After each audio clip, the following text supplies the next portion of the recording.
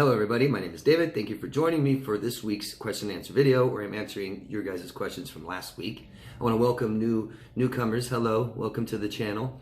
If you think that my information here is beneficial to you or to somebody else, can you please support what I'm doing by subscribing to my channel, hit that notification bell down there, and comment, tell us where you're from. You can put this in a playlist or recommend it to somebody. I'd really appreciate that. Thank you. So I hope everyone's doing okay. Hope everyone's feeling okay. The seasons right now just adds extra stress, doesn't it? I made a video a few days ago. Please watch it if you are struggling this season on what to do and how to deal with family and stress and stuff like this. Try to just get through it, guys. Okay? A couple more weeks, I think. Less than 2 weeks? 2 weeks? Something like that? Less than 2 weeks. And we're done. Have a decent season, no more trauma this year, and next year won't be as stressful, won't be as anxious, okay? All right, so every once in a while I like to recommend something called Shane's Law Petition. For those of you who do not know who Shane is somebody who is a victim of a nasty smear campaign for a very long time, very intrusive, and he couldn't find any help, and sadly he took his own life. But somebody he knows started a petition to make laws to start protecting people and helping people from this, and stopping these attacks that people are doing so much, these faceless, nameless attacks with no accountability and trying to ruin people's lives. So if you guys could please support Shane's Law Petition, I'd really appreciate that, and so would a bunch of other people that have to deal with smear campaigns. The link will be right down below into the description box. Shane's Law Petition. Go there, check it, yes, and that's it. It has more than tripled since I've been recommending this over the last, couple years or so. There's over 60,000 people have signed just a couple hours ago, the last one. So it's getting traction, it's growing faster and faster, and it'd be really nice to see this or something like it come into fruition. Thank you, guys. I like to recommend something every week also to help people with your recovery and growing emotionally, finding yourself. A lot of us have PTSD, CPTSD, and we have anxiety and depression and things like this. Something I recommend every once in a while is adopting a pet. Dog, cat, or whatever you want, bunny. It not only does it offer companionship, especially right now, and you might be a little lonely. Think of all those dogs and cats in shelters right now that are, had families, lost their families, no one cared about them. They're all alone, kind of like some of us. It raises oxytocin, serotonin, things like this. It makes us feel so much better, so much better, so much better. It's just a beautiful thing. I know when the virus hit this year, I was recommending this, and it made me look into the shelters and how they're doing, and a lot of them across this country cleared out. It was beautiful. So you guys want a companion, you guys are suffering, depressed, anxious, will you consider about getting a pet, more so adopting one that already exists instead of, supporting breeders or pet stores? There's a website, petfinder.com. Petfinder.com. I'll put the link down below if you guys are interested and want to take a look. It'll help people in this country, at least United States, search in your local pound, things like this, to adopt a pet. And you guys can adopt a pet. I don't know if any of you know this. You guys can adopt a pet and you're not committed to it. You can adopt one for a while. If it doesn't work out, something's wrong, you can't take it, you change your mind, whatever, you can take it back. If it gets to enjoy another month or 2 or 3 of life, and you get to enjoy that little time, consider it, please. Thank you, guys. Okay, so let's get started with the first question. From Tara, Niagara area, Canada. I love that area. Hi, Tara. No question, just a comment. David, thank you as always for your time and effort making all of your videos. Please don't apologize for being blunt or harsh, as your no BS take on the subject was just the spark I needed to get past my fear and ask for and get help to learn to live my life for me for the first time in my life. Your style works for me in tandem with my therapist. Awesome. That's great to hear, Tara. Thanks for telling me. I really appreciate you. It makes it all the worthwhile what I'm doing. Thank you, Tara. Next question is from Gemini Girl. Hello, Gemini Girl. I can't remember where you're from. You've told me many times and I can't remember. I'm sorry. Please, everybody, tell us your locations, okay? If you ask a question, or just drop in and say hi from Canada or whatever. Canada. To the person whose parent died at age 9, I can relate. My mother died when I was 9, and my last relationship was with someone with BPD. And a lot of my relationships have been with people with personality disorders, sad to say. And David is right, it is from neglect, not from the trauma. After my mom died, I was parentified, neglected, and had to take care of my sister and survive on my own as my father grieved in his own way. I learned my history of choices with men have been an issue, or have been because I have codependent issues which do stem from being parentified. So last week I answered someone's question who lost their parents at a young age, and then they started dating borderlines and getting abused, being abused. And they asked me if it was because their parents died when they were so young from that trauma. And I'm not necessarily going to say no, like I know, but we date abusers and we have neglectful relationships and traumatic and dramatic abusive relationships, typically because that's how our childhood was. The childhood trauma I'm talking about is from neglect and abuse from your parents or caretakers. Okay, so thanks, Gemini Girl, for sharing that and adding and confirming. And here's Gemini Girl again. I appreciate all of your videos on PPD. There is not a lot of info, it seems about it. I recently left my BPD ex, who was spiritually and mentally abusive. He lived a very ungodly life, sleeping around, being in a relationship after relationship, stringing people along, etc. He said he wanted to wait sexually until marriage, even though he cheated on me so many times. Could he be overcompensating religiously to make up for his unfaithful behavior? Then he shamed me for not feeling the same guilty feelings for not wanting to wait. And then he broke up with me after getting into a tiff about what we were watching on TV because I got triggered, and of course said he wants someone who wants to wait until marriage.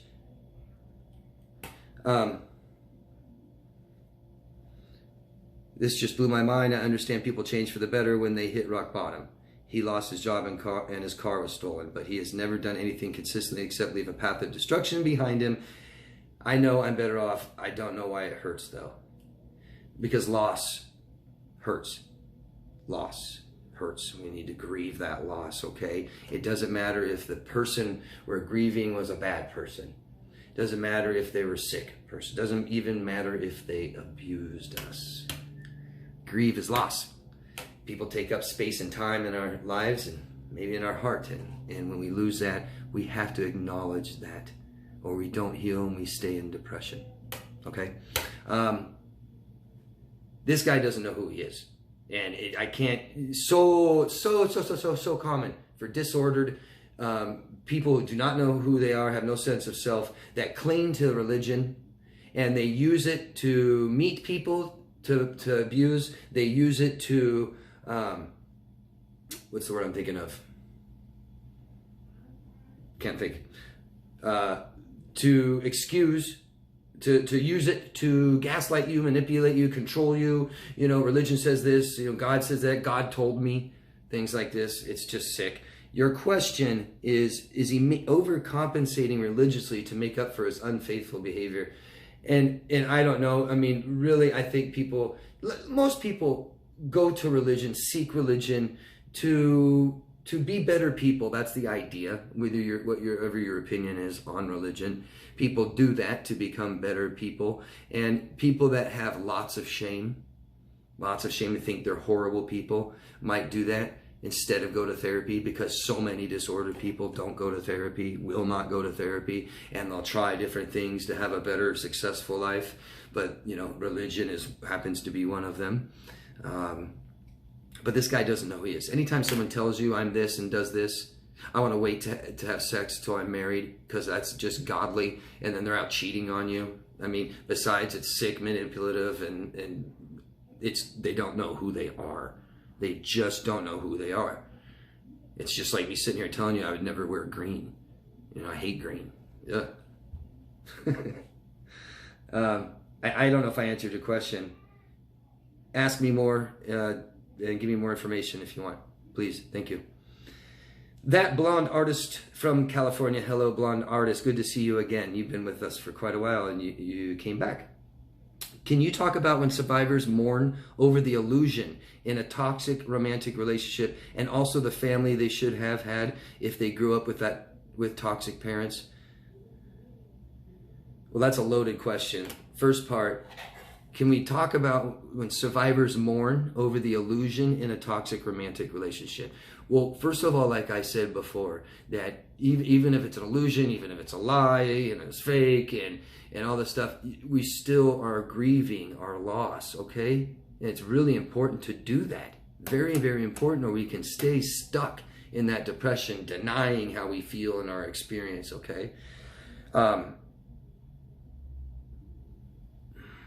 So when we mourn over the illusion, a term really helpful to look up if you don't know is already cognitive dissonance.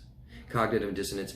Our parents didn't teach us to remove ourselves from danger, how to navigate emotional relationships, how to deal with stress and trauma. They just kept us in it. They created it. I call it a fear cage that we didn't know how to escape.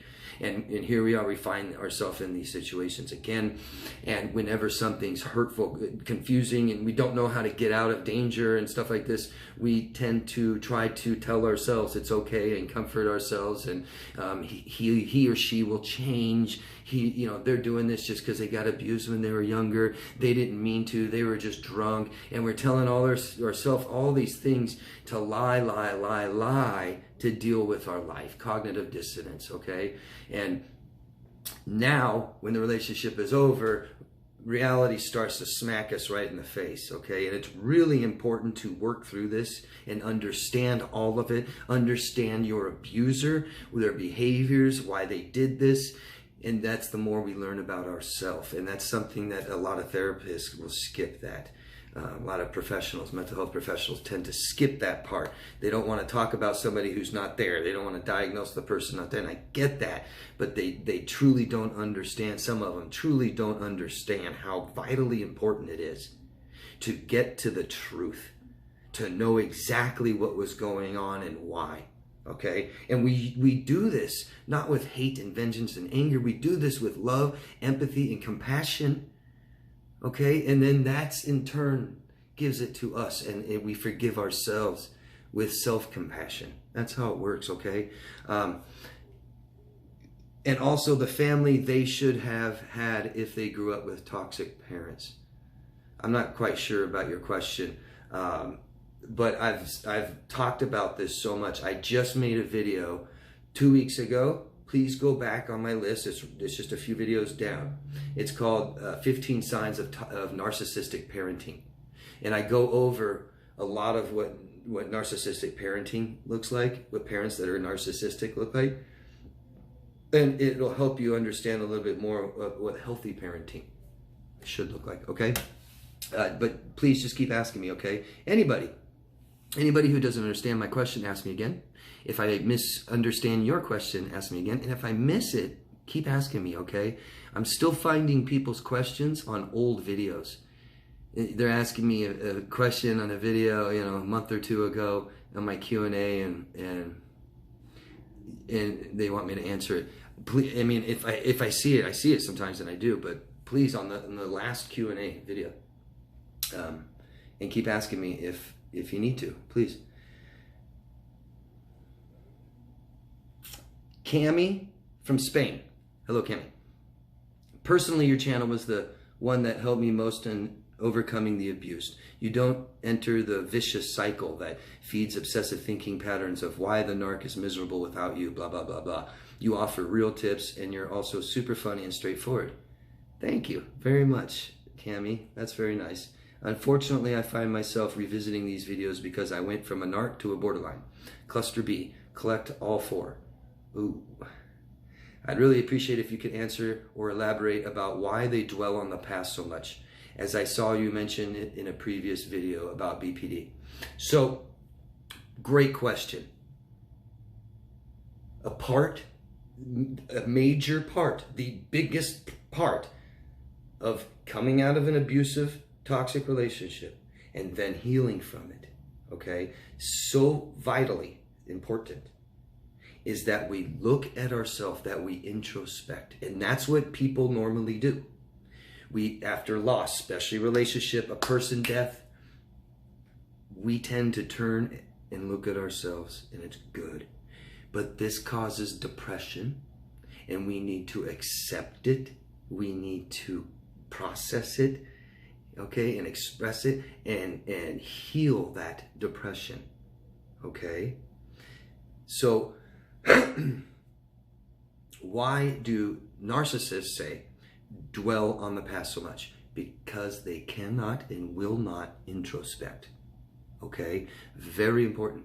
So they come out of this relationship with somebody and they have a loss. It doesn't matter if it's because they cheated on you, hated you, abused you, and discarded you and threw you away. It's a loss, okay? You took up lots and lots, these codependent relationships, lots of space and time.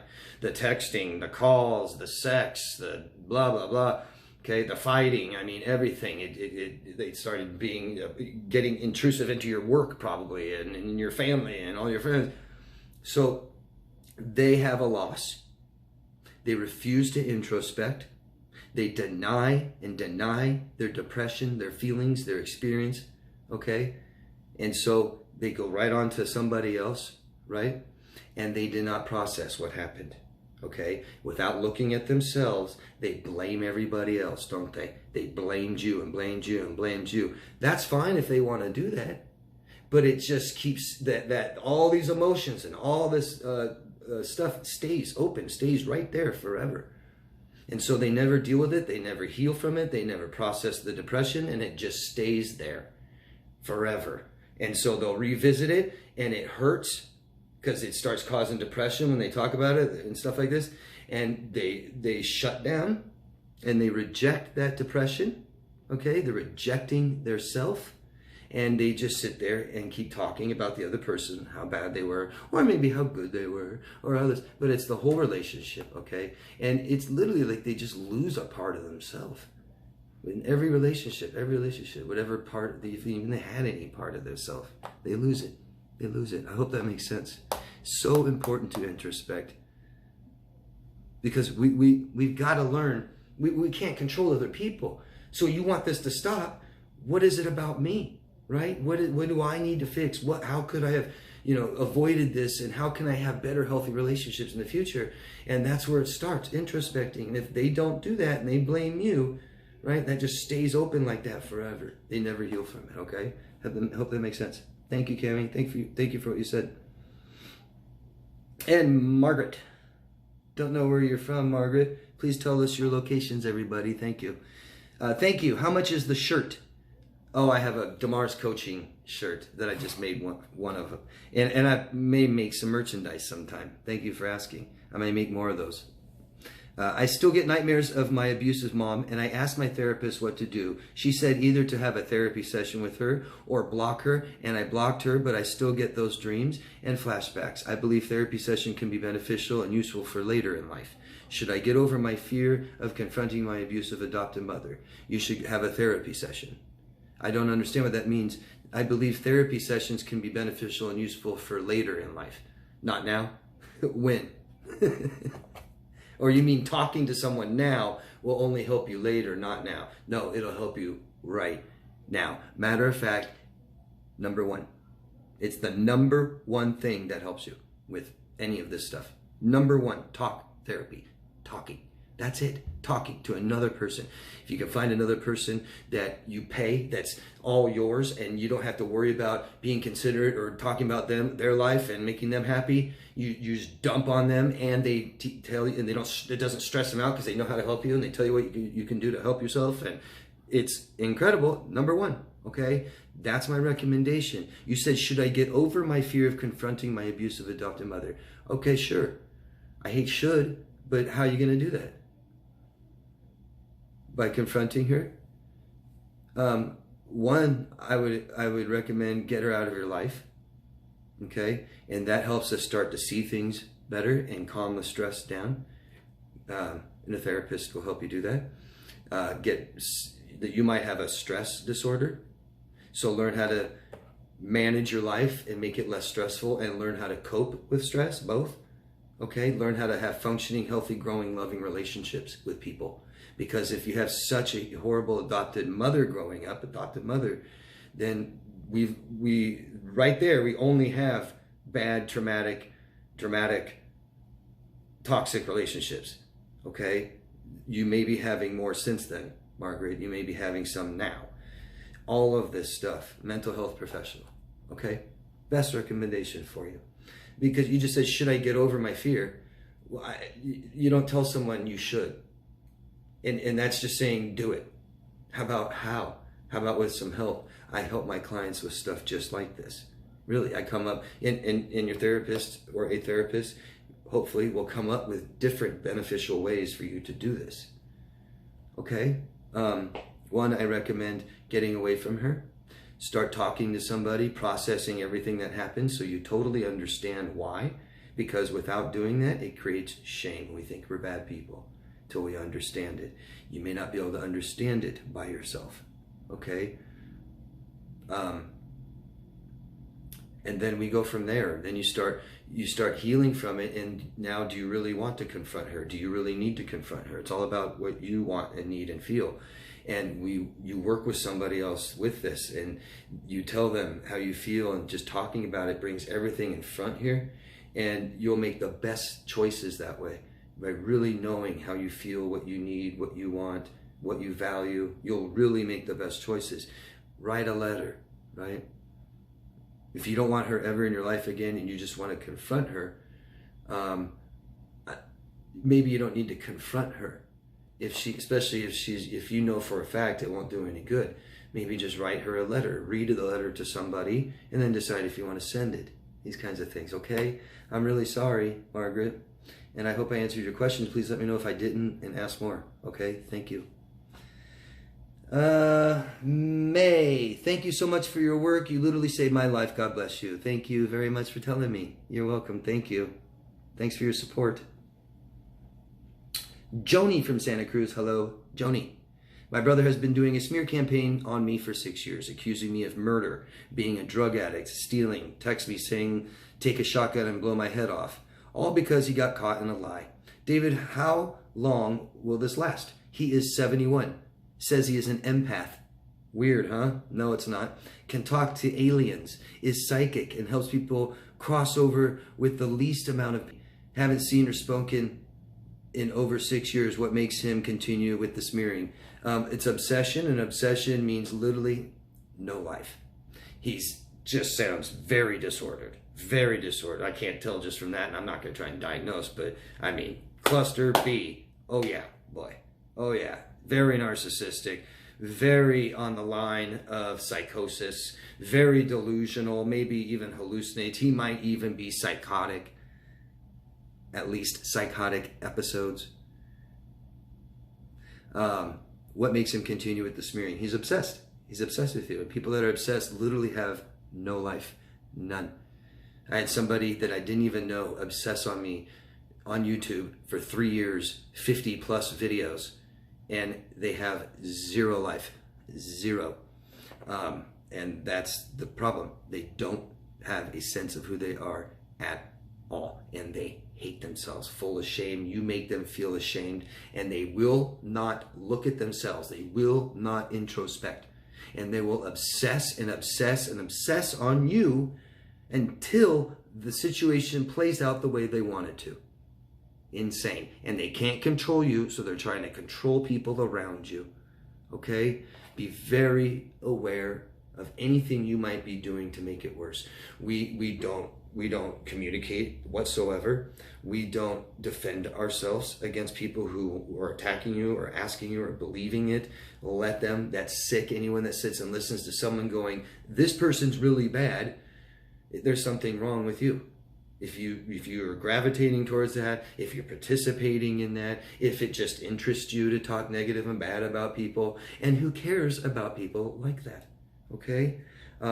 Have people countering this stuff and telling you that you're a great person, Joni, people that know you, okay? You decide who you are, and anybody that doesn't agree with you, guess what?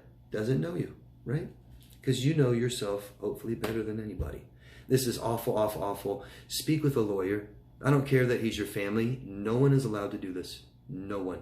No one is allowed to harass you. It doesn't matter who they are. No one is allowed to slander you. No one is allowed to libel.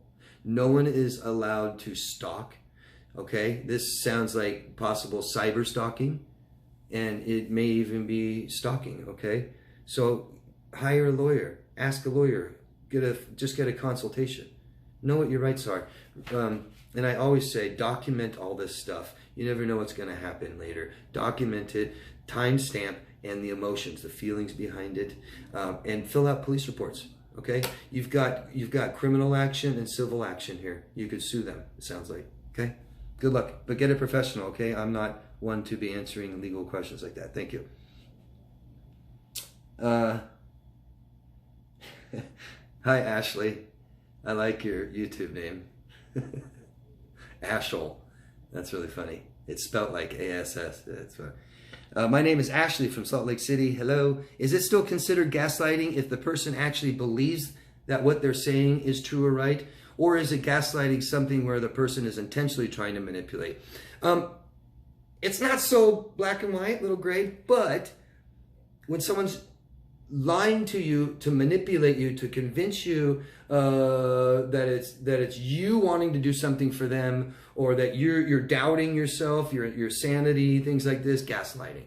Okay, if they believe what they're telling you, okay, that starts to get into psychosis, delusional thinking. Okay, and it's a great question, but like I said, not so black and white. Right? Because it could start out as gaslighting and then they start believing it. Right? Crazy. Thank you. Sounds like a train. There's no trains around here. Robert from Canada. Hello, Robert. How long does it take to mend a broken heart if you're an old man? I'm sorry, Robert. I don't think you're asking about a friend. I'm sorry that your heart is broken.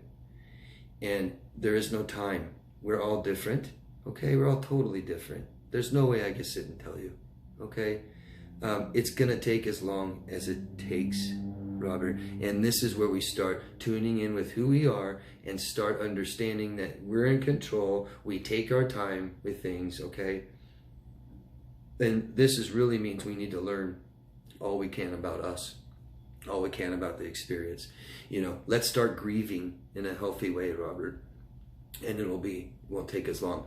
You guys, the idea of becoming more emotionally intelligent, of becoming more emotionally healthy, okay, more emotionally mature, as we all are trying to do here. The idea of this, I just want you to know that the bad experiences that you have in your life, losing someone to death and the worst, right? They don't have to hurt this much, okay? They used to for me, now they don't. They don't have to for you, okay? And loss and stuff like this that causes depression doesn't have to either. When we become healthier and healthier and healthier, we lose somebody, a relationship, a loss in a family, a best friend, these things, they hurt. We start to grieve, we express it, we have supportive people in our life, stuff like this, and life goes on without depression. Big, big, big difference. Something to look forward to, okay? Thank you. It's going to take as long as it takes. Commit to it and invest in it, in you. Commit to it, hire a professional, tell everybody about it. That's committing to it, okay? Really, really be aware of what you're doing and start learning about who you are, Robert. Okay? Thank you. Good luck. Charlotte from the United Kingdom. Hello, Charlotte. Sometimes I get confused about if I'm the narcissist or them. I heard one video by someone, I forgot who, that said a victim could become a narcissist. Do you have any knowledge about that? Thank you. Well, you know, I'm not going to say could or couldn't or never. What do I know about that? But narcissistic personality disorder is a childhood thing. And we don't necessarily diagnose children, but it's a developmental problem. As children develop into adults, we need to know who we are, and they totally reject who they are and we have a false self. I mean, I just made a video about this, I think last week, if you're interested in watching it. We don't necessarily become narcissists in our adult life or because of a toxic, abusive relationship, okay? There is a lot that comes to having narcissistic personality disorder, a lot of criteria, and these all start in childhood. Think of it as, Charlotte, think of it as, you can almost say we were all little narcissists as little children first, and then we develop into responsible adults, hopefully, okay? Think of it that way, and it's not technical. We don't diagnose children as narcissists. I'm not saying we all had narcissistic personality disorder. We're very extremely narcissistic as little children, okay? And we develop into adults, and they don't. And that's why you can shrink narcissists down to little children if you want to try to understand them better. Thank you, Charlotte. What do we got here? Last one. Last question. From Andy in Vancouver Island. Hello, Andy. Cold there. Especially right now. I'm currently 37 weeks pregnant. Oh, Andy, a female. I love girls with boy names. I think that's cool. I'm currently 37 weeks pregnant, and the father of my son is a covert narcissist. Afraid of commitment, afraid to grow up, said he has no idea what love even is, said he's not ready to work on the relationship because he isn't confident that he won't hurt me again. Well, that's nice of him. We dated on and off for a year and a half, and he does not let anyone get close to him. He has admitted just recently he is a sex addict. He has cheated on me a couple of different times, always the same women. And it's because she is a lot younger and wants no commitment and has no expectations of him. He's dependent on her too. He's the whole sex. Just so you know, guys, if you have a codependent relationship and you don't have emotional connection, and it's dependent, really dependent and up and down, and you're having sex and stuff like this, sex really becomes a part of the addiction too. And it sounds like that's what he did with her. Never established any kind of functional, growing, healthy relationship foundation at all. Just straight sex and addictive, and he's still addicted to her, and he keeps going back to that old drug. And then he just tried to replace the drug with you. Always the same women, and it's because she's a lot younger. We had no sex life, yet he was able to cheat. So that's interesting. You had no sex life, but still dependent relationship. So he's dependent on you for emotional support, things like this, possibly, maybe financial, you're paying for stuff, both. But then he's getting his sexual needs met outside of the relationship. Very interesting. I'd be interested if on this video down below, Andy, you want to tell me more about it. Maybe I can help you. There's a little bit more here. He'd ghost me on subjects that were important to fixing a relationship. Right. Avoidant. He belittled me. Abuse. I'm sorry. He was never affectionate unless we were snuggling in bed. I've asked for space so I can get over him. He refuses. But he doesn't get to. That's not up to him to decide. You don't need to ask for space. You tell him, get away, get back. And anybody that does this refuses, period. He's exploiting you, doesn't care who you are. No emotional connection here, right? Why is he with you? Because he's exploiting you. Objectification. You are an object. He does not find any benefit in human connection or anything about who a person is inside. People are what? Okay? Not who, what. And you give him something, and so does another girl, and maybe another girl. But he doesn't know himself, so he doesn't know what he really needs and really wants, so he'll never get it. He's just always looking for outside sources to make him feel better, and it won't work. It's never enough. Never. So anything he tries to form with a person will never work anyways. Saying he can't wait to be a dad. Oh, okay, wait. You've asked for space, he refuses. Once I broke up with him, he started treating me way better and listening better. Well, then you're not broken up with him. Oh, you guys are just good friends now? Nope. No. Dependent relationship. Offering help, saying he can't wait to be a dad. He never did that when he was with me. If he doesn't want to get back together with me, why the hell is he going through all this trouble to be nice and finally be what I need? I'm so confused. He said maybe once our son is here, then he will be ready to settle down. Oh, he'll be ready to settle down once the son gets here. So you're just going to have a son with him? Oh my God. Stop having sex with him. You said you don't, but obviously you are for trying to have a son, I think. Oh, it's vitally crucial that you get help. Any kind of support you can find right now. Vitally important before you make a huge mistake and bring another life into this world that has to live with your mistake. Please, please don't even have sex with him. These type of people will say they're wearing a condom and not, poke holes in the condom, have sex with you while you're asleep. This guy is full of it. This guy doesn't know who he is. He's exploiting you. He's abusing you. He's manipulating you. He's gaslighting you. He's future faking with you. He's projecting, probably. Sounds like this guy is sick as hell. Okay, and he's dangerous. He's at least emotionally dangerous, and we're allowing him to stay in our life because I just took away the title, boyfriend. No, he doesn't care about that. Whatever he's getting from you is why he's staying with you. Whatever he's getting from you is why he's acting like this, doing what you want for a little while. Maybe he does just want a son, but will not connect with somebody, won't commit with somebody. Oh my gosh, I am so sorry. I'm so sorry. You just need advice of what to do. Get help and get away from him. Period. I'm so sorry. Good luck. Thank you. Keep asking me questions. Hire me if you want help, if you can. And that leads me to tell you guys, anybody who wants help, daviddelmars.com. I can coach you. Anybody who likes these videos, like I said before, please support me. You can subscribe to the channel, hit the notification bell. You can vote up or down, comment down below, share these videos, and put them in a playlist. That's it, guys. That's all the Q&A, or all the questions for this video.